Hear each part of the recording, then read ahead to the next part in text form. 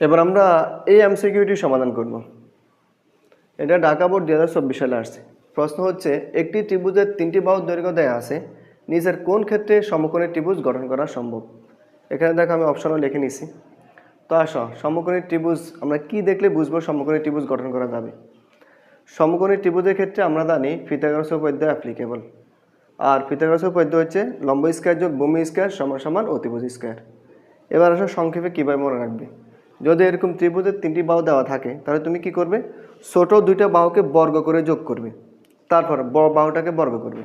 যদি সমান হয় তাহলে সমকোণী ত্রিভুজ গঠন করা সম্ভব।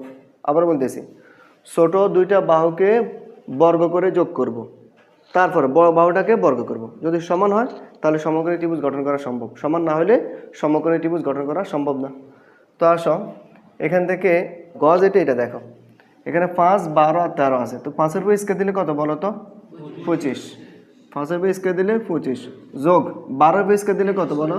144 যোগ করলে কত হয়? 169। এবার বড় বাহু কত? 13। 13-এর উপর স্কয়ার দিলে কত? 169। তো দেখো ছোট 2টা বাহুর বর্গ বড় বাহুর বর্গের সমান হয়েছে। এর মানে এই 5 সেন্টিমিটার, 12 সেন্টিমিটার এবং 13 সেন্টিমিটার দ্বারা সমকোণী ত্রিভুজ গঠন করা যাবে। বলো, বুঝছো?